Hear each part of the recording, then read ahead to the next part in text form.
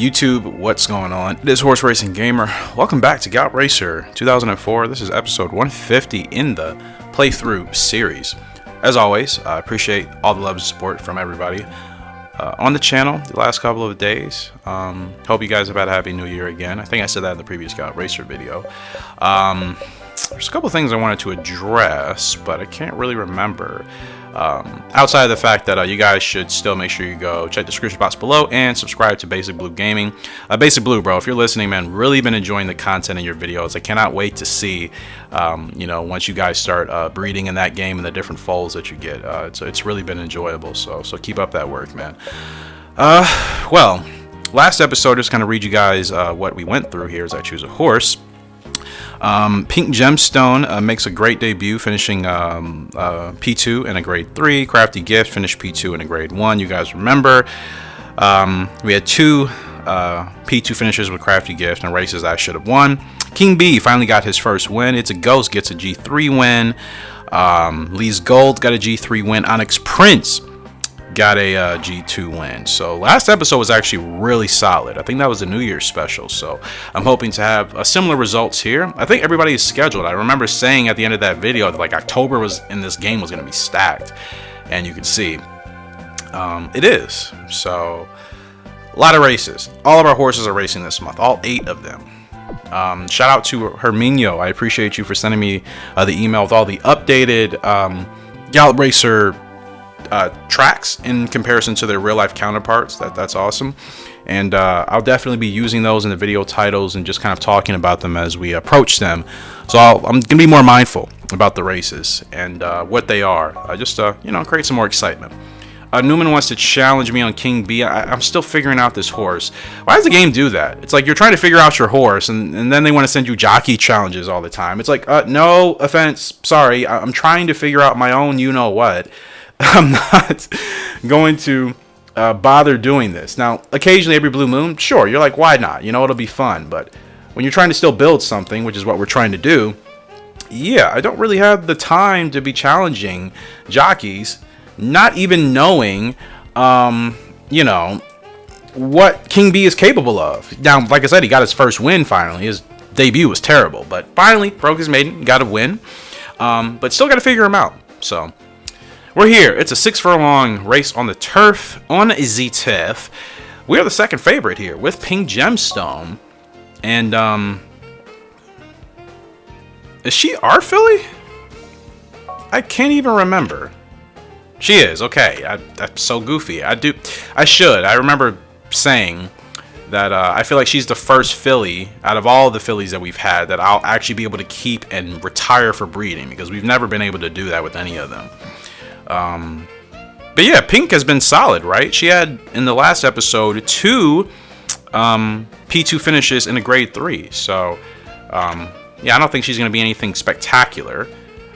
Granted, Arctic Crop was a solid horse. Night Breeze, she was okay.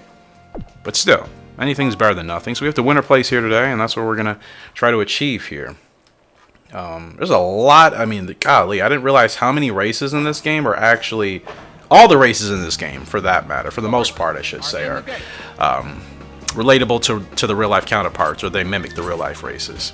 So I didn't realize there was so many of them. I thought it was just a couple key races in this game that were similar, or, designed after the real races, but it's like a majority of them. That's pretty cool, man.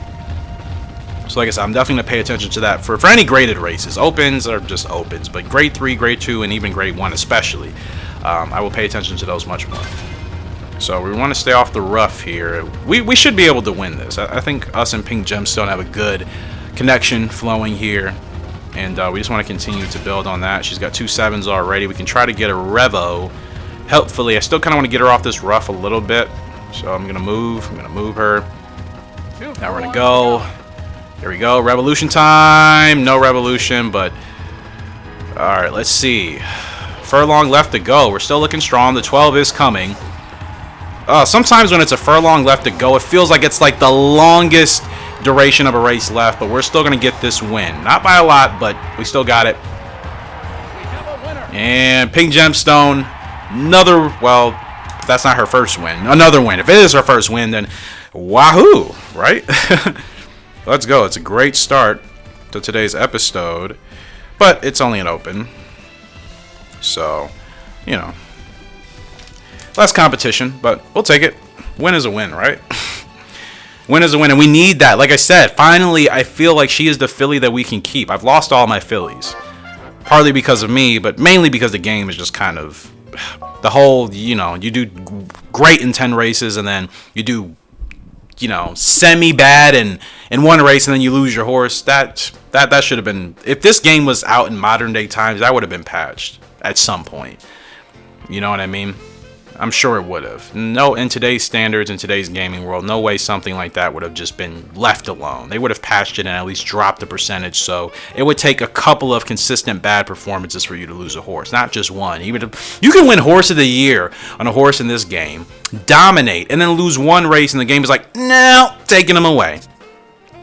Ridiculous. King B is the favorite. Another open race. Like I said, I'm keeping it simple here. I mean, these are horses that we're still working with. We're still developing. We don't even have all their attributes unlocked. So, yeah, you know, this is what we need to do for now. And these wins do help. King B, I can't wait to see what he's really going to be like. From Desert Diver out of Ant B. He looks majestic, doesn't he? The way he walks, and then with the yellow and black, he really does look like royalty. I cannot wait to see what he's going to be like at his prime. So let's go ahead and get this win. Let's make it 2 for 2 on the day. Say King B. I don't know what's going to happen. I'm just saying. Here we go. Lost Saint with the record. Let's try to get a good start. There we go. So as always with these videos, I'll probably start and stop them randomly. I'll try to do my intro and outro if I remember. Typically speaking, I like to do 3 or 4 races per episode.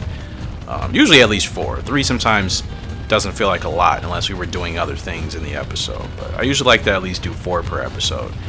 And again, you know, consistency, I've been staying on it. I've been trying my best. I know I haven't uploaded 2 days so far in this month. That's because I knew I was going to do what I'm doing today, which is like a mass Gallop Racer 2004 recording day. I'm going to try to record legitimately enough content for you guys for at least 7 days straight. So, you know, in the grind, man. So, 2 7s. Let's move out a little bit. Keep them off the rough. Let's get them going. Let's get them going. Here we go. And no revolution. I don't think we really need it. I think I timed that about as perfectly as I needed to. 12 is coming. Well, not really. I mean, slightly. If this race was a little bit longer than sure, would be a threat. But we're fine. It's 2 wins back to back. I like it. King B makes it look easy. It's amazing how poorly I did with him in his debut, and now it just feels that's as easy as it's going to get. Back to back. We know what to do. King B is going to be great. I'm telling you. King B is going to be great. Mark my words. That's going to be a great horse for us. So really excited to see again his potential in his future. My handwriting's awful, as always. What is up with Pink's face? Oh my gosh. I never really paid attention to it. She looks spazzed out. Spazzed out. Wow, back to back to back to back to back. Well, actually, it's only a 3rd race. Let me relax. Tiger's Eyes up in his grade 3 on the dirt, and we're the favorite. I mean, keep these rolling. I will take these all day. I will take these all day. Could I be on for Jockey of the Year? Probably not. Then again, maybe. I mean, we've had some decent performances. Wins, I don't know where we're at. I'll have to check.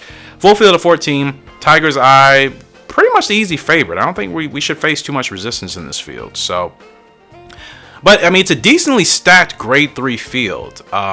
Sharp Charm. That's my horse. Are you kidding me? That's my filly. Our filly. Urban Carol, always great. Gulf Sweeper. Sharp Charm. That's my gal. Yeah, that's her. That's Sharp Charm. She's the 3rd favorite today. Could you imagine if we lost? She's 5 years old now. Look at, she's hitting her peak, so she's getting in stride. I mean, she's not bad. She has 5 stats in the 70s, mid to 70s, from Great Bolero out of Golden Monster. But I don't miss that close race. Not good. So you know what? It's cool. Who's riding her? Angelo. You can have her. And because she was my horse, still my silk, so Angel's going to be riding in my silks. LOL. Tiger's Eye is the truth. Let's get another win. Let's make it 3 for 3. Let's make it a hat trick. Let's make it a turkey. Let's make it a triple. I'm trying to think of all sports analogies that I can. It's a ghost with the record here. What do you know? I think the calling is in the cards for us to do well. And to win. Now, where is she? She should be on the inside. Is he wearing my silks? I have no idea. Yep, wearing my silks. Unbelievable. Unbelievable. That's actually kind of funny. I'm not. It's not a big deal. It's just like, wow. The game takes me away from her unfairly. Granted, like I said, the close race, not good ability. I hated that so much. I don't even know how I was able to be so successful with Golden Monster. I guess she was that great of a filly, slash mare that it was able to kind of make up and compensate for that. Okay, I don't want the not. Okay, who is coming? Sharp Charm is coming. Wow. Yeah, my feel wasn't great. Tiger's Eye, he's a little bit testy. A little bit. Here we go.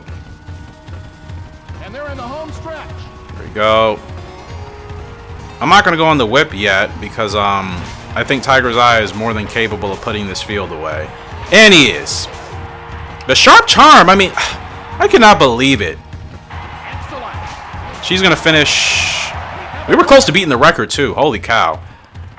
Tiger's Eye, as far as his feel, it is a little bit tricky, but my goodness, what a horse. Let's go. 3 for 3 on the day. We're in full swing, baby. Full swing. I can celebrate for that. A grade 3 win? I mean, here in the States, most grade 3 races, at least the ones I go to at my local track, those jockeys win like $50,000. Like, that's big. 50 grand? I mean, not... a lot of people that still don't make that. And we did set the record. What a horse! The Sharp Charm, you know what? Hats off to her. Hats off to her for finishing second. But not, 6 lengths behind. We dominated. Absolutely dominated that race. I think that deserves a replay. Because, wow. I'm looking, you can see I'm looking back to see if she had the same silks. And she does. She totally does. But, I mean, you gotta say, hats off to Sharp Charm for finishing second behind us. It's kind of frustrating that I'm sure if I would have been able to keep her, obviously we would have been able to have even better success. I'm sure I would have been winning with her at this point. Because like I said, her stats, 5 stats in the 70s, that's something I can work with. You know what I mean? Definitely something I can work with. Tiger's Eye, look at him. Beautiful gray. Look at that stride, man. And I really had to get him going.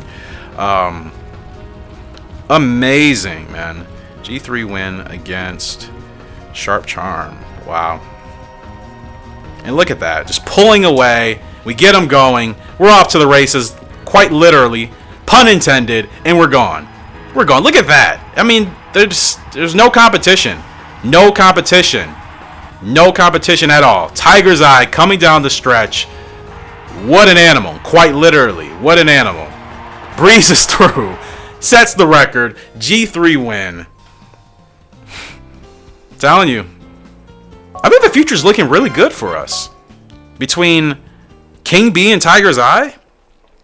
I mean, wow. It's like finally my foals are really starting to look like we could get Horse of the Year, Domination. That's 3 wins in a row. 23,000 in points. Money earned. I'll take it. I have a fine horse among my next lot of debuts. Oh, do you? I would be honored if you would write it for me. I think I can expect results. Well, yeah. Oh, wow. I've never had my trainer relations look like this. Completely blued out with 5 trainers and grayed out with 3. Oh, man. It's been a ride. So averaging, we're always going to win, Jockey of the Year for averaging. It's not hard to do. I finish consistently all the time. Earnings, that's a different story. I would have to have like a complete line of like grade 1 horses do I think dominate in that. Still, we're 7th. And leading, we're 4th. We have 14 wins on the year, 7 places, 1 show, 2 G1s. And that's probably from me taking things very, very casual. You know what I mean? I don't think I've been just like I'm trying to win every race this year. It's just that wasn't my goal. So I think it's been a very solid year of production for us. And I'm just going to put them in whatever races they want since we're still figuring them out. So if the game is like, hey, this seems like a good race, whatever. That does it for today's episode. Make sure you guys subscribe to the channel if you haven't done so already, and I will see you in the next one. Have a good one.